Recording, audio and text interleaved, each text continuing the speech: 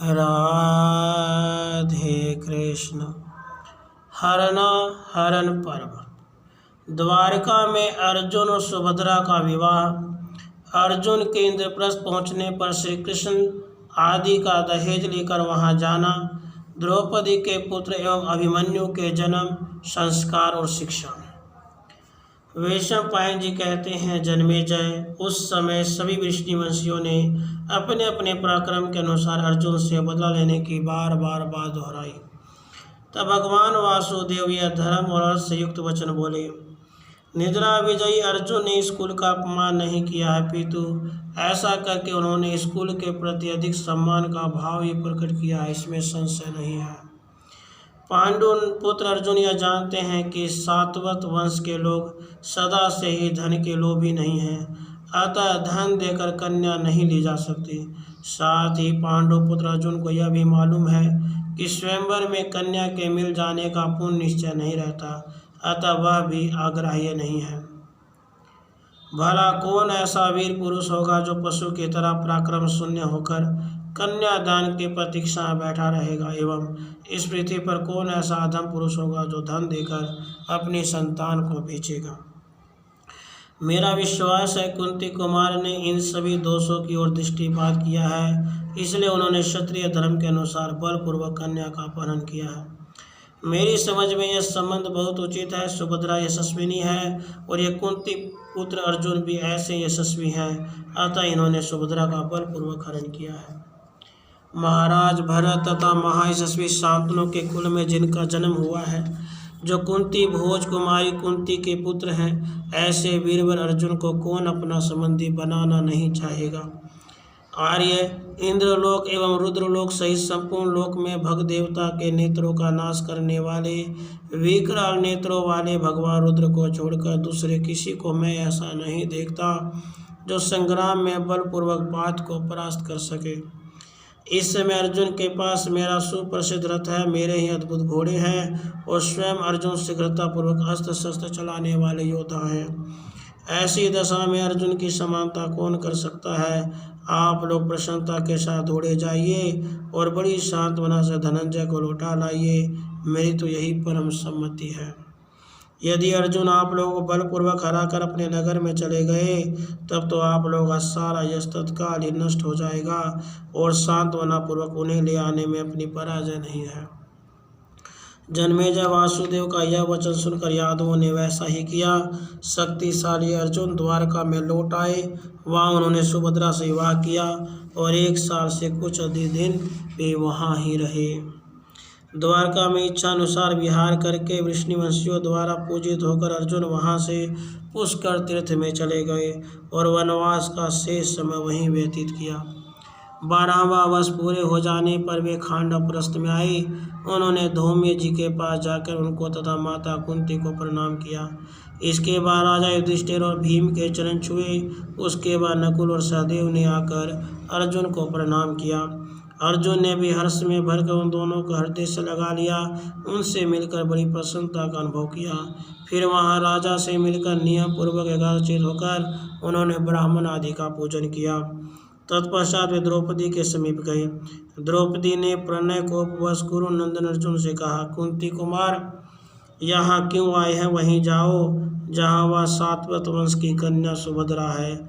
सच है, बोझ को कितना ही कसकर बांधा गया हो, जब उसे दूसरी बार बांधते हैं तब बंधन ढीला पड़ ही जाता है। यही हालत मेरे प्रति तुम्हारे प्रेम बंधन की है। इस तरह नाना प्रकार की बातें करके कृष्णा विलाप करने लगी। तब धनंजय ने उसे पूर्ण सांत्वना दी और अपने अपराध के लिए उससे बार बार क्षमा मांगी। इसके बाद अर्जुन ने लाल रेशमी साड़ी पहनकर आई हुई अनिंद्य सुंदरी सुभद्रा का ग्वालिन का सा वेश बनाकर उसे बड़ी उतावली के साथ महल में भेजा। वीर पत्नी वीरांगना एवं यशस्विनी सुभद्रा उस वेश में और अधिक शोभा पाने लगी। उसकी आंखें विशाल और कुछ कुछ लाल थीं। उस यशस्विनी ने सुंदर राजमहल के भीतर जाकर राजमाता कुंती के चरणों में प्रणाम किया। कुंती उस सर्वांग सुंदरी पुत्रवधू को हृदय से लगाकर उसका मस्तक छूने लगी और उसने बड़ी प्रसन्नता के साथ उस अनुपम वधू को अनेक आशीर्वाद दिए। उसके बाद पूर्ण चंद्रमा के समान मनोहर मुख वाली सुभद्रा ने तुरंत जाकर महारानी द्रौपदी के चरण छुए और कहा, देवी मैं आपकी दासी हूँ। उस समय द्रौपदी तुरंत उठकर खड़ी हो गई और श्री कृष्ण की बहन सुभद्रा को हृदय से लगाकर बड़ी प्रसन्नता से बोली, बहन तुम्हारे पति शत्रु रहित हो। सुभद्रा ने भी आनंद मग्न होकर कहा, बहन ऐसा ही हो। जन्मेजय उसके बाद महारथी पांडव मन ही मन हर्ष विभोर उठे और कुंती देवी भी बड़ी प्रसन्न हुई। कमल नयन भगवान श्री कृष्ण जी ने जब यह सुना कि पांडव श्रेष्ठ अर्जुन अपने उत्तम नगर इंद्रप्रस्थ पहुँच गए हैं, तब वे शुद्धात्मा श्री कृष्ण तथा बलराम तथा वृष्णि और अंधक वंश के प्रधान वीर महारथियों के साथ वहाँ आए।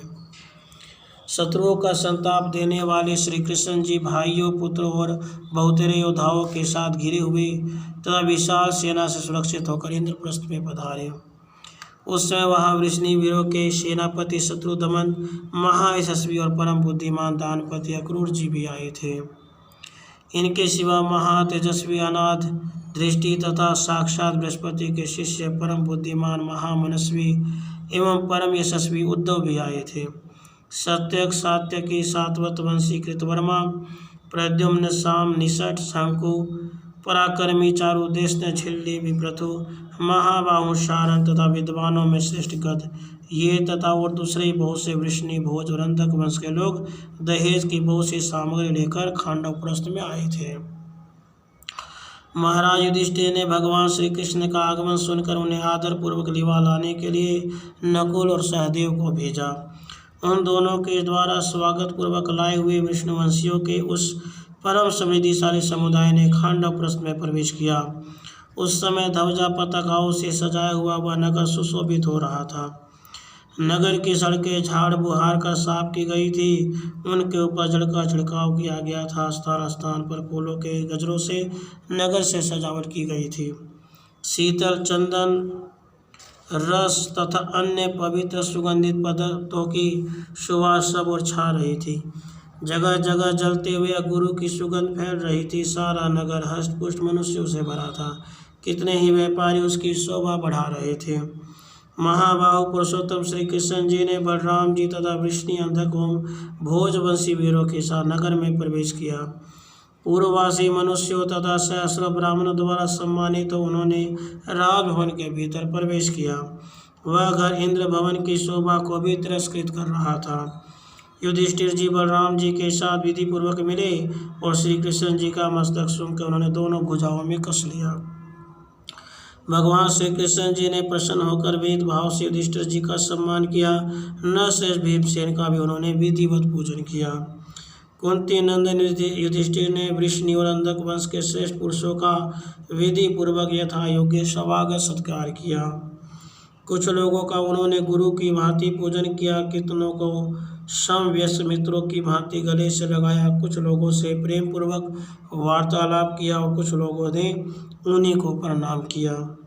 महायशस्वी भगवान श्री कृष्ण ने वधू तथा वर पक्ष के लोगों के लिए उत्तम धन अर्पित किया। वर के कुटुंबजनों को देने योग्य दहेज पहले नहीं दिया गया था, उसी की पूर्ति उन्होंने इस समय की। किंकिनी और झालरों से सुशोभित सुवर्ण खचित 1000 रथ, जिनमें से प्रत्येक में 4-4 घोड़े जुते हुए थे और प्रत्येक में पूर्ण शिक्षित चतुरसारथी बैठा हुआ था, श्रीमान श्री कृष्ण जी ने समर्पित किए तथा मथुरा मंडल को पवित्र तेज वाली 10,000 दुधारू गौवें दी। चंद्रमा के समान श्वेत कांति वाली विशुद्ध जाति की 1000 सुवर्ण भूषित घोड़ियाँ भी जनार्दन ने प्रेम पूर्वक भेंट दी। इस प्रकार 500 काले अयाल वाली और 500 सफ़ेद रंग वाली खच्चरियाँ समर्पित की, जो सभी वश में की हुई और वायु के समान वेग वाली थी। स्नान, पान और उत्सव में जिनका उपयोग किया गया था, जो वह प्राप्त थी, जिनके वेश सुंदर और कांति मनोहर थी, जिन्होंने सोने के 100 मणियों की कंठियाँ पहन रखी थी, जिनके शरीर में रोमावलियाँ नहीं प्रकट हुई थी, जो वस्त्राभूषणों से अलंकृत तथा सेवा के काम में पूर्ण दक्ष थी, ऐसी 1000 गौर वर्णा कन्याएं भी कमल नयन भगवान श्री कृष्ण जी ने भेंट की। जनार्दन ने उत्तम दहेज के रूप में बालिक देश के 1 लाख घोड़े दिए, जो पीठ पर सवारी ढोने वाले थे। दर्शावंश के रत्न भगवान श्री कृष्ण जी ने अग्नि के समान दीप्यमान कृत्रिम सुवर्ण मोहर और अकृत्रिम विशुद्ध सुवर्ण के डले 10 भार उपहार में दिए।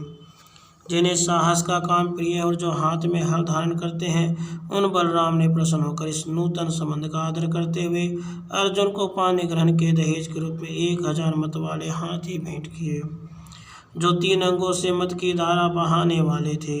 वे हाथी युद्ध में कभी पीछे नहीं हटते थे और देखने में पर्वत शिखर के समान जान पड़ते थे।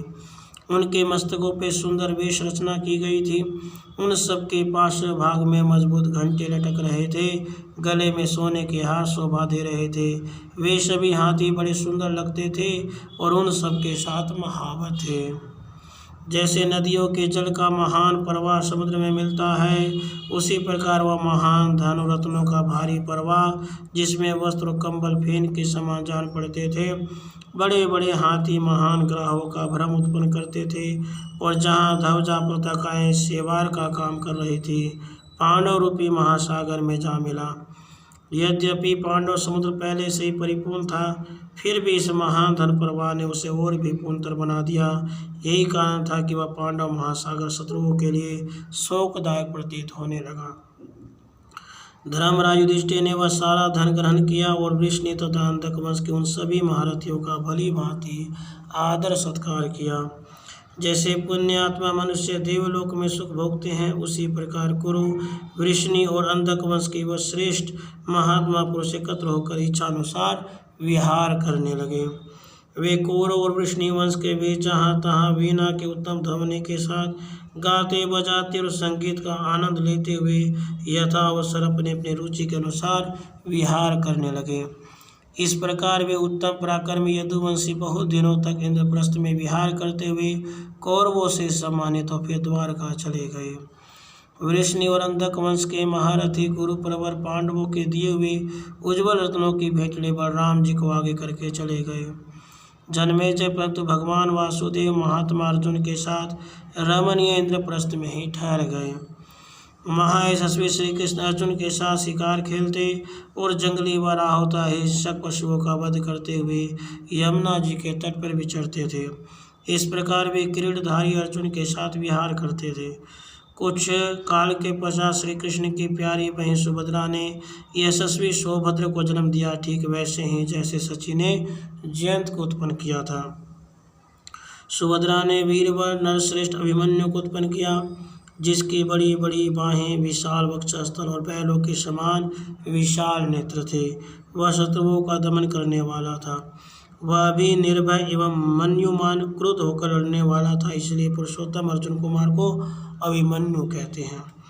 जैसे यज्ञ में मनमत करने पर समी के गर्भ से उत्पन्न अश्वत्थ से अग्नि प्रकट होती है, उसी प्रकार अर्जुन के द्वारा सुभद्रा के गर्भ से उस अतिरथी वीर का प्रादुर्भाव हुआ था। भारत उसके जन्म लेने पर महातेजस्वी कुंतीपुत्र युधिष्ठिर ने ब्राह्मणों को 10,000 गौएं, बहुत सी स्वर्ण मुद्राएं दान में दी। जैसे समस्त पितरों और प्रजाओं को चंद्रमा प्रिय लगते हैं, उसी प्रकार ही मनु बचपन से ही भगवान श्री कृष्ण जी का अत्यंत प्रिय हो गया था। श्री कृष्ण जी ने जन्म से ही उसके लालन पालन की सुंदर व्यवस्थाएं की। बालक हिमन्यु शुक्ल पक्ष के चंद्रमा की भांति दिनों दिन बढ़ने लगा। उस शत्रुदमन बालक ने वेदों का ज्ञान प्राप्त करके अपने पिता अर्जुन से 4 पदों और 10 विध अंगों से युक्त दिव्य एवं मानुष सब प्रकार के धनुर्वेद का ज्ञान प्राप्त कर लिया। धनुर्वेद में निम्नांकित 4 पाद बताए गए हैं: मंत्र मुक्त, पानी मुक्त, मुक्ता मुक्त, परम मुक्त। जिनका मंत्र द्वारा केवल प्रयोग होता है, उपसंहार नहीं, उसे मंत्र मुक्त कहते हैं। जिसे हाथ में लेकर धनुष द्वारा छोड़ा जाए वह बाण आदि पानी मुक्त कहा गया है। जिसके प्रयोग और उपसंहार दोनों ही हो वह मुक्ता मुक्त है, जो वस्तुतः छोड़ा नहीं जाता। जैसे मंत्र द्वारा साधित ध्वजा आदि है, जिसको देखने मात्र शत्रु भाग जाते वह अमुक्त कहलाता है। ये अथवा सूत्र, शिक्षा, प्रयोग तथा रहस्य, यही धनुर्वेद के 4 पाद हैं: आदान, संधान, मोक्षण, निर्वर्तन, स्थान, मुष्टि, प्रयोग, प्रायश्चित, मंडल तथा रहस्य। धनुर्वेद के ये 10 अंग हैं। तर्कस से बाण को निकालना आदान है, उसे धनुष की प्रत्यंचा पे रखना संधान है, लक्ष्य पे छोड़ना मोक्षण है। यदि बाण छोड़ देने के बाद यह मालूम हो जाए कि हमारा विपक्षी निर्बल या शस्त्रहीन है तो वीर पुरुष मंत्र शक्ति से उस बाण को लौटा लेते। इस प्रकार छोड़े हुए अस्त्र को लौटा लेना विनिवर्तन है। धनुष या उसकी प्रत्यंचा को धारण अथवा सरसंधान काल में धनुष और प्रत्यंचा के मध्य दिश को स्थान कहा गया है। 3 या 4 अंगुलियों का संयोग ही मुष्टि है। तर्जनी और मध्यमा अंगुली के अथवा मध्यमा और अंगुष्ठ के मध्य से बाण का संधान करना प्रयोग कहलाता है। स्वतः या दूसरों से प्राप्त होने वाले जयाघात, प्रत्यंचा के आघात और बाण के आघात को रोकने के लिए जो दस्तानों आदि का प्रयोग किया जाता है उसका नाम प्रायश्चित है। चक्राकार घूमते हुए रथ के साथ साथ घूमने वाले लक्ष्य का भेद मंडल कहलाता है। शब्द के आधार पर लक्ष्य भिन्नना अथवा एक ही समय अनेक लक्ष्यों को बिगाड़ना, ये सब रहस्य के अंतर्गत है। ब्रह्मास्त्र आदि को दिव्य और खंग आदि को मानुष कहा गया है। अस्त्रों के विज्ञान, सौष्ठव, प्रयोग, पटुता तथा संपूर्ण क्रियाओं में भी महाबली अर्जुन ने उसे विशेष शिक्षा दी थी। धनंजय ने अभिमन्यु को अस्त्र शस्त्रों के आगम और प्रयोग में अपने समान बना दिया था। वे सुभद्रा कुमार को देखकर बहुत संतुष्ट रहते थे। वह दूसरों को तिरस्कृत करने वाले समस्त सद्गुणों से संपन्न, सभी उत्तम लक्षणों से सुशोभित एवं दुर्धर्ष था। उसके कंधे वृषभ के समान हष्टपुष्ट थे तथा मुंह पाए हुए सर्प की भांति वह शत्रुओं को भयानक प्रतीत होता था। उसमें सिंह के समान गर्भ था, मतवाले गजराज की भांति पराक्रम था। वह महाधुरंधर वीर अपने गंभीर स्वर में मेघ और दुंदुभि की ध्वनि को लज्जा देता था। उसका मुख पूर्ण चंद्रमा के समान मन में आह्लाद उत्पन्न करता था। वह शूरता, पराक्रम, रूप तथा आकृति सही बातों में श्री कृष्ण के समान ही जान पड़ता था। अर्जुन अपने उस पुत्र को वैसे ही प्रसन्नता से देखते थे जैसे इंद्र उन्हें देखा करते थे। शुभ लक्षणा पांचाली ने भी अपने 5 पतियों से 5 श्रेष्ठ पुत्रों को प्राप्त किया। वे सब के सब वीर और पर्वत के समान अविचल थे। युधिष्ठिर से प्रतिविंध्य, भीमसेन से सुतसोम, अर्जुन से सुतकर्मा, नकुल से शतानिक और सहदेव से श्रुतसेन उत्पन्न हुए थे। इन 5 वीर महारथी पुत्रों को पांचाली द्रौपदी ने उसी प्रकार जन्म दिया जैसे अदिति ने 12 आदित्यों को। ब्राह्मण ने युधिष्ठिर से उसके पुत्र का नाम शास्त्र के अनुसार प्रतिविंध्य बताया। उनका उद्देश्य यह था कि यह प्रहार जनित वेदना के ज्ञान में विंध्य पर्वत के समान हो, इससे शत्रुओं के प्रहार से तनिक भी पीड़ा न हो। भीमसेन के सहस्र सोम या करने के पश्चात द्रौपदी ने उनसे सोम और सूर्य के समान तेजस्वी महाधनुर्धर पुत्र को उत्पन्न किया था, इसलिए उसका नाम सूत सोम रखा गया। किरीटधारी अर्जुन ने महान एवं विख्यात कर्म करने के पश्चात लौटकर द्रौपदी से पुत्र उत्पन्न किया था, इसलिए उनके पुत्र का नाम श्रुतकर्मा हुआ। कौरव कुल के महामना राजर्षि शतानिक के नाम पर नकुल ने अपने कृतिव्रतक पुत्र का नाम शतानिक रखा।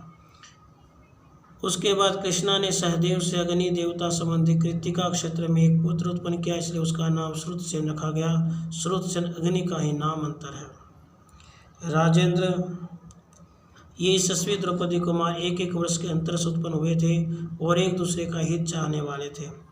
भरतश्रेष्ठ पुरोहित धौम्य ने क्रमशः उन सभी बालकों के जात कर्म, चूड़ाकरण और उपनयन आदि संस्कार विधि पूर्वक संपन्न किए। पूर्ण रूप से ब्रह्मचर्य व्रत का पालन करने वाले उन बालकों ने धौम्य मुनि से वेदाध्ययन करने के पश्चात अर्जुन से संपूर्ण दिव्य मानुष धनुर्वेद का ज्ञान प्राप्त किया। राजेश्वर देव पुत्रों के समान चौड़ी छाती वाले उन महारथी पुत्रों से संयुक्त हो पांडव बड़े प्रसन्न हुए। इस प्रकार श्री महाभारत आदि पर्व के अंतर्गत हरणाहरण पर्व में 220वां अध्याय पूरा हुआ। राधे कृष्ण।